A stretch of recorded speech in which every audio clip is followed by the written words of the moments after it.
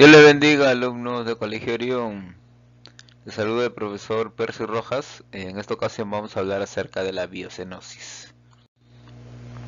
Marco teórico. La biocenosis, o conocida como vida, cenosis, comunidad, es el conjunto de seres vivos que poblaciones que viven en el mismo tipo o lugar. Claro, cuando hablamos de biocenosis estamos refiriendo al conjunto de animales, conjunto de seres vivos, los cuales interactúan en este caso con la naturaleza inerte, que no tiene vida, pero que son necesarios para la vida, como por ejemplo la lluvia, el agua, la energía solar, el viento, la tierra, las rocas, todo aquello que está en la naturaleza, las plantas y animales lo utilizan para sobrevivir. Relaciones intraespecíficas. Asociación de relaciones positivas. Tenemos relaciones familiares que establecen relaciones de reproducción o de cuidado de la prole. Existen varios tipos. Existen los parentales monógamas, macho y hembra con sus crías, parentales polígamas, macho con varias hembras y sus crías, y matriarcales, hembra con sus crías. Claro.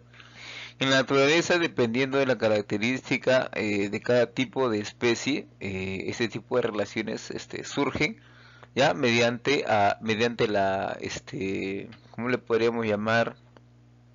Eh, tipo de relación que existe entre ellos, ¿no? Por ejemplo, no es que haya un animal que sea un mal padre o mala madre, sino que mediante las características que tiene esta especie de, por ejemplo, el macho de conseguir el alimento para su especie, sale del hogar.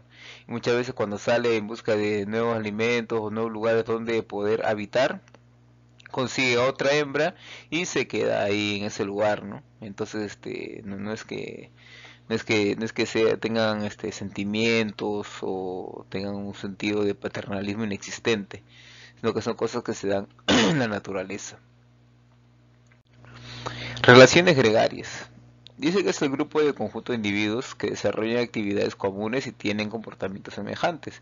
Ejemplo de ellos tenemos, por ejemplo, la defensa ante el ataque, defensa contra las inclemencias del tiempo o mayor facilidad para procurar alimento, y favorece la reproducción. Ejemplo de ello tenemos ahí, por ejemplo, un grupo de elefantes, los cuales viajan de un lugar a otro como nómadas, buscando primero que nada el alimento, buscando un lugar donde poder habitar y para poder defenderse en conjunto de los depredadores.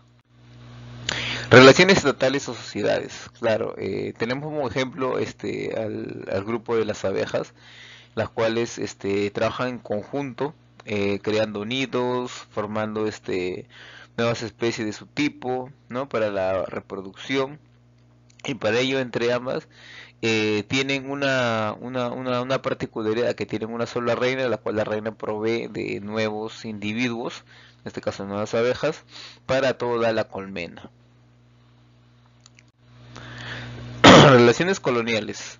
La población de individuos se asocia de manera extrema, de modo que llegan a formar la unidad, es decir, un organismo común. Claro, como podemos ver en la imagen, podemos ver a un grupo de corales, los cuales aparentemente parecen tipo plantas, pero depende de la característica que tienen, no se les considera plantas, ya que tienen su tipo de alimentación no es como el de una planta, no se desarrollan por fotosíntesis, no se desarrollan a través de otras especies. Ahora, ¿por qué se le llama colonias? Porque habitan en un determinado lugar varios tipos de estos tipos de corales para sobrevivir entre ellos. Competencias o relaciones negativas. Dice que son aquellas relaciones, por ejemplo, de especies que son carnívoras, habitan en un determinado lugar, ¿ya? Y conviven. Pero una se alimenta no directamente, sino indirectamente de la otra.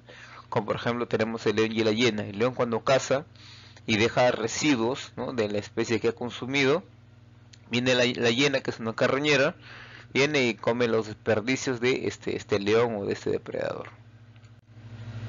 Relaciones interespecíficas son las que llevan a cabo entre organismos de especies diferentes. Dependiendo de la relación, esta puede ser favorable, desfavorable, indiferente o organismos participantes. Claro, cuando dice relaciones Dependiendo del tipo de relación, estoy hablando acerca de especies, las cuales en un determinado lugar pueden ser favorables una de otra, ¿no? Por las características que tiene, por ejemplo, de plantas y animales, o puede ser desfavorable porque una la consume el otro, o puede ser indiferente, ¿no? Habitan en el mismo lugar, pero una no choca con la otra, ¿no? O puede ser partícipes de una o de otra. Competencia. Son aquellas especies que compiten por un determinado lugar.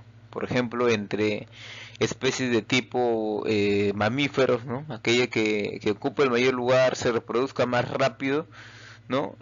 Puede llegar a obtener ese lugar y la otra especie tiene que migrar a otro. Depredación. Bueno, este tipo de relación es algo muy común porque es donde la especie, en este caso carnívora, devora a la herbívora, ¿no? De manera directa. El perjuicio es inmediato, es letal. De cooperación es cuando dos especies, una depende de la otra, ¿cierto? En el cual una no es afectada ni la otra es afectada, sino que ambos se benefician. En este caso, como puedes observar la imagen, los peces se alimentan de lo que le sale, en este caso la tortuga, ¿no? Percebe se le llama, peces se alimenta, ¿cierto? Y la tortuga es beneficiada porque le están limpiando. Parasitismo. Se da cuando una especie se beneficia de otra viviendo dentro de ella o fuera. Claro, un ejemplo de ello tenemos a las pulgas o las garrapatas, las cuales habitan un determinado cuerpo, consumen su sangre o consumen parte de ella para sobrevivir. No, aunque también en la naturaleza existen otro tipo de especies que viven de forma parasitaria, como son los hongos y bacterias, inclusive algunas plantas y animales también. Mutualismo. Es una asociación que se da entre dos especies para llegar a sobrevivir, como por ejemplo la asociación más resaltante se da entre hongos y algas. Por ejemplo, el hongo no es una planta. El hongo está determinado en un solo reino, denominado reino fungi, la cual sobrevive mediante la fotosíntesis que realiza otra especie, ¿no? Una especie denominada alga, la cual se pega a su estructura. Esta alga cuando realiza la fotosíntesis y crea nuevas sustancias, el hongo la absorbe, ¿no? Y se alimenta. Pero ¿qué obtiene el alga a cambio? El alga obtiene del hongo la protección, dado que el hongo muchas especies de hongo generalmente son venenosas y impide que consuman el alga que está a su alrededor. Comensalismo. Es una de las especies que se beneficia y la otra ni se beneficia ni se perjudica, ¿no? Como por ejemplo tenemos la asociación del comensalismo entre un cangrejo y una concha, ¿no? La concha no sufre ningún perjuicio y en este caso el crustáceo obtiene una mejora defensiva, ¿no? Contra sus depredadores. Amensalismo. Una especie llamada mensal resulta inhibida o en su crecimiento o reproducción, mientras que la otra, la inhibidora, no resulta alterada. Por ejemplo, animales ovinos al buscar un alimento, ¿no? En este caso, las ovejas, por ejemplo, cuando están pastando, consumen el pasto, ¿ya?